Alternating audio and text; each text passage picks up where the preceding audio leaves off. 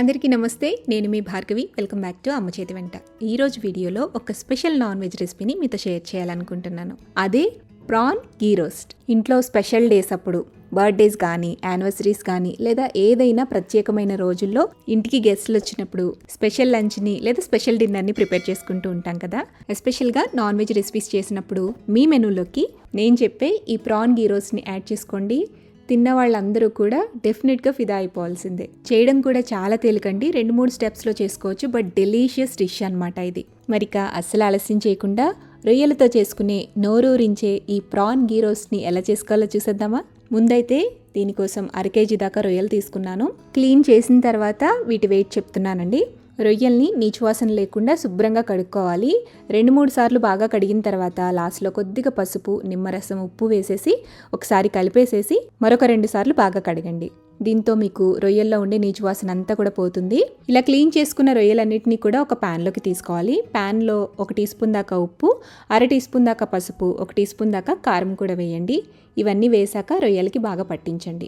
ఆ తర్వాత 1 tea spoon దాకా నిమ్మరసం కూడా వేసేసి మొత్తం అంతా కూడా ఒకసారి బాగా కలుపుకుని ఒక అరగంట పాటు పక్కన పెట్టండి. కొద్దిసేపు మ్యారినేట్ చేయాలి. ఈలోపు మనం ఇందులోకి కావాల్సిన మసాలా తయారు చేసుకుందాము.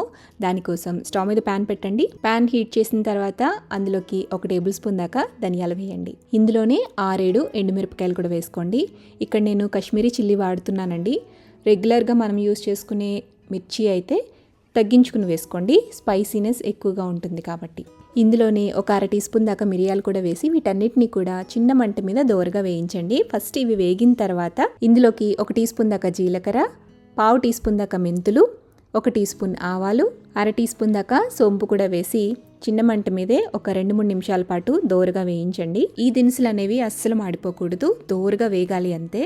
సో వీటన్నిటిని నిదానంగా దోరగా వేయించుకున్న తర్వాత దించే ముందుగా 1 టీ స్పూన్ దాకా గసగసాలు కూడా వేసేసి ఒక్కసారి కలిపేసి స్టవ్ ఆపి పక్కకి దించేసేయండి. ఆ ప్యాన్ వేడికే ఈ గసగసాలన్నీ కూడా చక్కగా వేగిపోతాయి.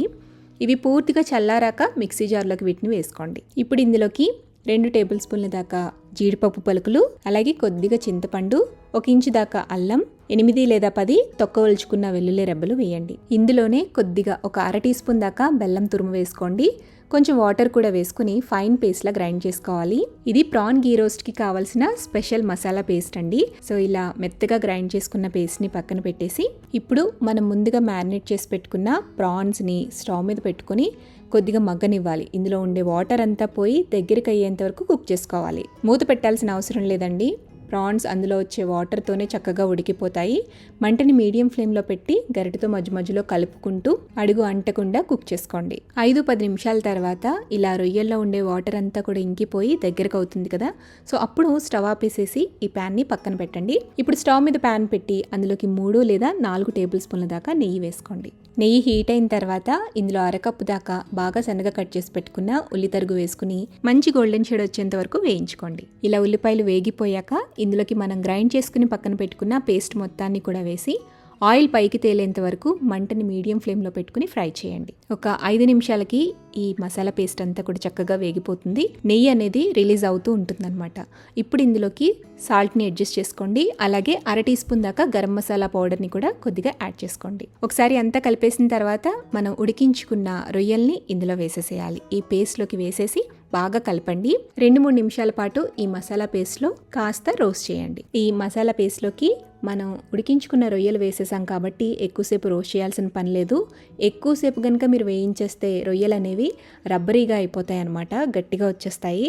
సో అందుకని జస్ట్ 2-3 నిమిషాలు టాస్ చేస్తే సరిపోతుంది. రొయ్యల్లోకి మసాలా అంతా కూడా చక్కగా పడుతుంది. ఇప్పుడు దించే ముందుగా 2 రెమ్మల దాకా కరివేపాకు కూడా వేసేసి హై ఫ్లేమ్లో ఒకసారి బాగా టాస్ చేసి స్టవ్ ఆపి పక్కకి దించండి. అంతే, చాలా సింపుల్గా క్విక్గా 2-3 స్టెప్స్లో ఈ ప్రాన్ గీ రోస్ట్ని తయారు చేసేసుకోవచ్చు. Simple, delicious and party recipe అనమాట ఇది. చాలా చాలా బాగుంటుందండి. డెఫినెట్గా మీరు కూడా ట్రై చేయండి. జీరా రైస్ లేదా any non veg biryani recipes ఇంట్లో ట్రై చేసినప్పుడు సైడ్ డిష్గా ఈ రెసిపీ చాలా బాగుంటుంది. మరి ఈ ప్రాన్ గీ రోస్ట్ని మీరు కూడా ఇంట్లో తప్పకుండా ట్రై చేయండి. ట్రై చేసి టేస్ట్ చేశాక మీ ఫీడ్బ్యాక్ని నాతో షేర్ చేయడం మర్చిపోవద్దు. వీడియో నచ్చితే లైక్ చేయండి, మీ ఫ్రెండ్స్కి, రిలేటివ్స్కి షేర్ చేయండి. మరిన్ని టేస్టీ, సింపుల్, క్విక్ రెసిపీస్ కోసం అమ్మ చేతి వంట ఛానల్ని సబ్స్క్రైబ్ చేయండి.